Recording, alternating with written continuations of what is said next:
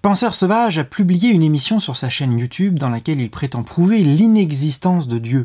J'ai déjà répondu dans une précédente émission à son argument selon lequel l'inefficacité de la prière prouverait l'inexistence de Dieu. Je vais maintenant examiner son argumentation dans son ensemble. Et vous allez le voir, là encore, on est très loin du compte.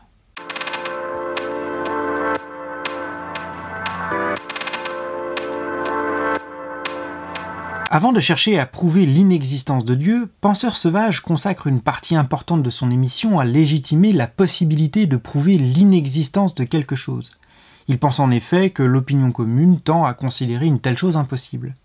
C'est assez étrange parce qu'il existe pourtant 3 façons bien connues de prouver l'inexistence de quelque chose. La première méthode consiste à trouver une contradiction dans le concept de la chose en question.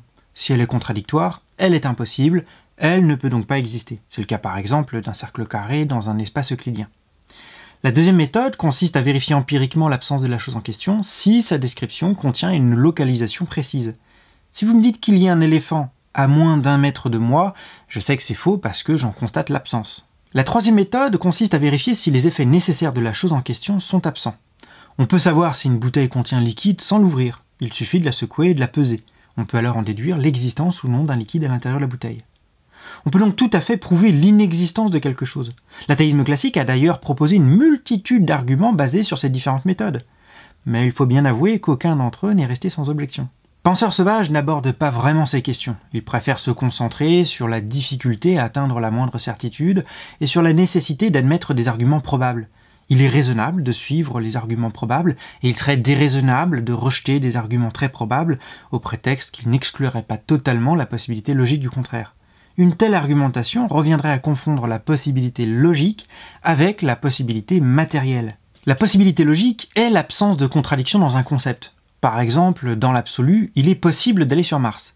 La possibilité matérielle considère les conditions concrètes. Et de fait, c'est vrai qu'il est presque impossible d'aller sur Mars aujourd'hui. Ce sont 2 types de possibilités qui sont confondues si on insistait sur la possibilité de l'existence de Dieu alors qu'elle serait démontrée en même temps improbable. Et à ce compte-là, eh bien, n'importe quel personnage de fiction serait également possible, tout autant que Dieu. À vrai dire, je suis plutôt d'accord. En revanche, je le suis beaucoup moins sur les leçons qu'en tire Penseur Sauvage pour la métaphysique.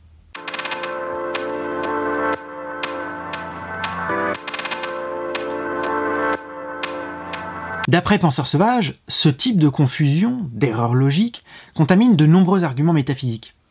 Alors c'est possible en effet, mais les exemples qu'il donne sont à mon avis complètement erronés. Par exemple, l'idéalisme affirme selon lui que le réel est une illusion, ce qui est sémantiquement absurde puisque l'illusion se définit par opposition au réel. On ne peut pas définir quelque chose par son opposé. Sauf que ce n'est pas du tout ce qu'affirme l'idéalisme. L'idéalisme affirme que les apparences sont illusoires, ce n'est pas du tout la même chose. L'idéalisme ne dit pas que la réalité n'est pas réelle, mais que les apparences ne coïncident pas avec la réalité. L'objectivité du monde sensible est une apparence, mais la réalité n'est que conscience.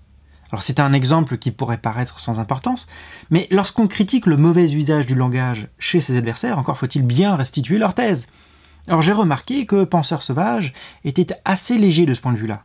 Le deuxième exemple d'erreur linguistique en métaphysique qu'il pointe, c'est l'affirmation selon laquelle Dieu existe en dehors du temps et de l'espace. Alors je vais parler de son exemple parce qu'il nous intéresse au plus haut point. Penseur Sauvage trouve que cette affirmation est dépourvue de sens, parce que l'existence, c'est le fait d'être dans un certain lieu, en un certain temps. Il serait donc contradictoire d'affirmer que quelque chose existe en dehors de ces conditions d'existence.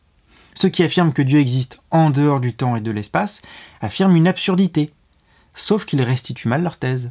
Penseur Sauvage postule comme une évidence que toute existence se situe dans le temps et dans l'espace.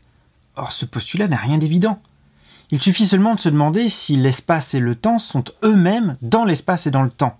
Si oui, alors on tombe dans une régression à l'infini, sinon, alors le postulat est réfuté. Il suffit également seulement de se rappeler du réalisme platonicien des idées. Selon Platon, les abstractions sont des réalités différentes des réalités concrètes, notamment en ce qu'elles sont indépendantes de l'espace et du temps. Pour Platon, les abstractions ont une existence distincte des réalités concrètes. Si cela vous semble étrange, imaginez un monde possible ne contenant aucune réalité physique. Dans un tel monde, les vérités logiques et mathématiques ne sont-elles pas toujours vraies, même si personne n'est là pour les penser? Même dans un néant physique, 1 plus 1 est toujours égal à 2. Cela signifie que les abstractions ont une existence propre. Contrairement aux objets concrets, les abstractions n'ont ni taille ni durée.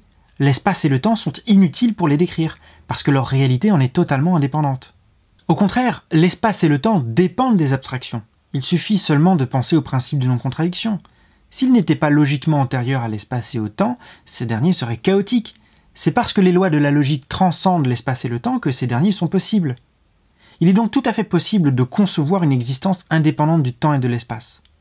On peut ne pas être d'accord, on peut argumenter contre une telle thèse, mais on ne peut pas faire comme si son interlocuteur ne pouvait pas y adhérer pour prétendre qu'il se contredit. Il est donc tout à fait possible d'un point de vue philosophique que Dieu soit en dehors du temps et de l'espace. Une telle idée ne pose aucune difficulté logique. Alors vous commencez peut-être à vous impatienter, à vous demander quand est-ce que Penseur Sauvage va enfin exposer ces fameuses preuves de l'inexistence de Dieu. Après vous avoir fait si longuement patienter, ces arguments seront-ils à la hauteur de vos attentes ?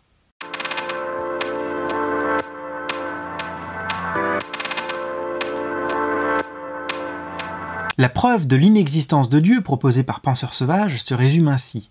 Si Dieu existait, il aurait un effet sur le réel, et celui-ci serait scientifiquement mesurable. Or, on ne constate aucun effet scientifiquement mesurable de Dieu sur le réel. Donc Dieu n'existe pas. Si Penseur Sauvage a si lourdement insisté sur la notion de probabilité, c'est que toute étude scientifique à laquelle il peut se rapporter peut être que probable, comme toute étude scientifique. Mais à vrai dire, c'est pas du tout ce point qui me dérange dans son argumentation. Ce qui me dérange, c'est le point de départ de son argument. On peut tout à fait concevoir l'existence d'une chose ayant un effet sur le réel, sans que cet effet ne soit scientifiquement mesurable.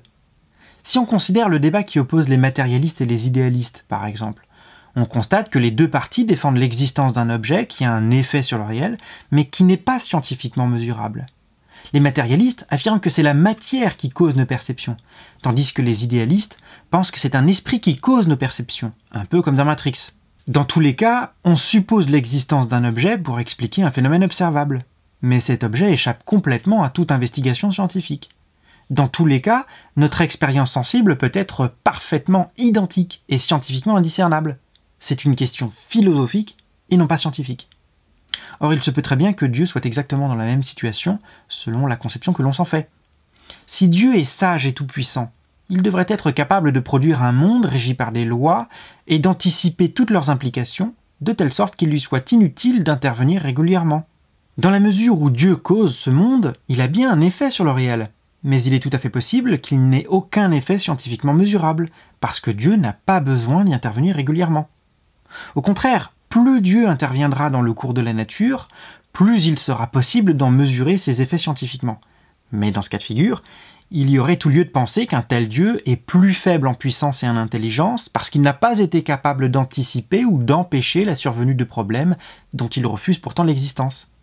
Dieu devrait sans cesse intervenir pour réparer sa création défectueuse.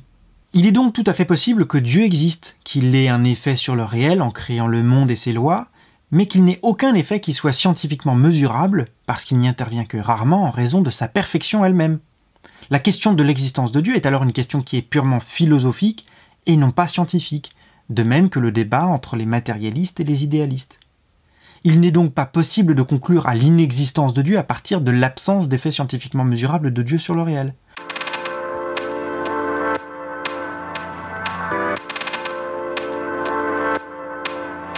Dans son émission, Penseur Sauvage traite de façon lapidaire les arguments philosophiques en faveur de l'existence de Dieu, en affirmant qu'ils ont tous été réfutés, et on devrait le croire sur parole.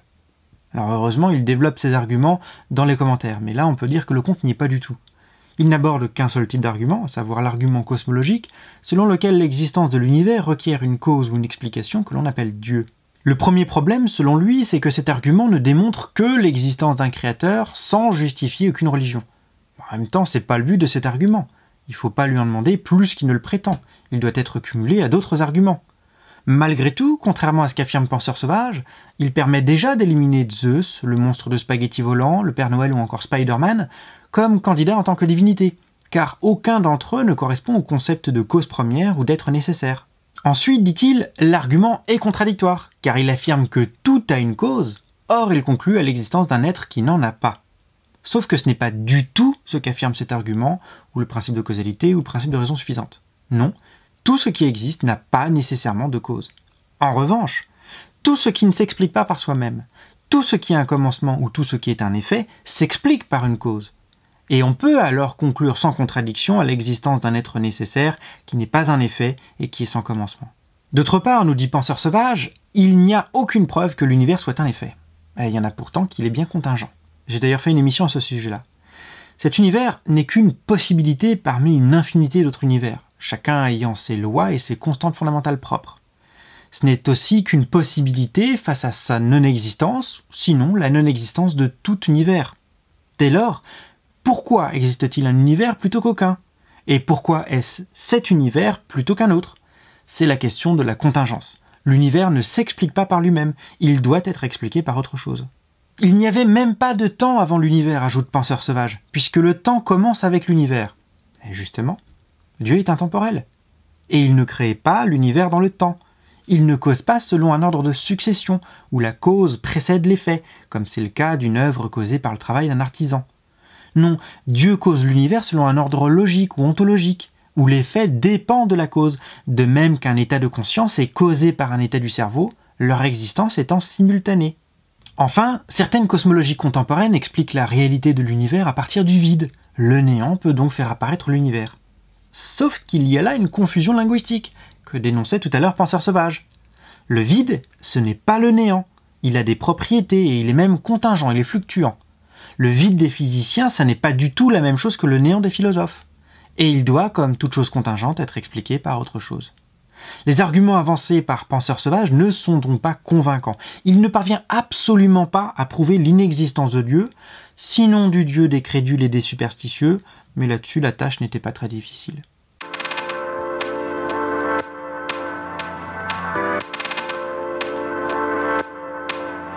Il n'y a donc aucune raison de souscrire à sa conclusion selon laquelle l'existence de Dieu est improbable. J'avoue que je suis déçu. Déçu parce que Penseur Sauvage annonçait s'attaquer aux exigences et aux arguments les plus forts des théistes. Et finalement, j'ai l'impression qu'il s'attaque à un adversaire assez facile, une sorte de fidéiste qui croirait de façon superstitieuse en un dieu anthropomorphique populaire. En fait, j'ai l'impression de voir quelqu'un batailler contre un homme de paille, mais je constate malheureusement que c'est souvent le cas. Et en cela, c'est un cas d'école. Si vous avez aimé cette émission, n'hésitez pas à la liker et à vous abonner. Si vous avez des remarques ou des objections, n'hésitez pas à les poster dans les commentaires. Mais restez quand même gentleman, car je modère les sauvageons. Mais si Penseur Sauvage est le genre d'homme à défier en duel, eh bien ma foi, en bon gentleman, je ne déclinerai pas l'invitation. Et sur ce, je vous dis à très bientôt.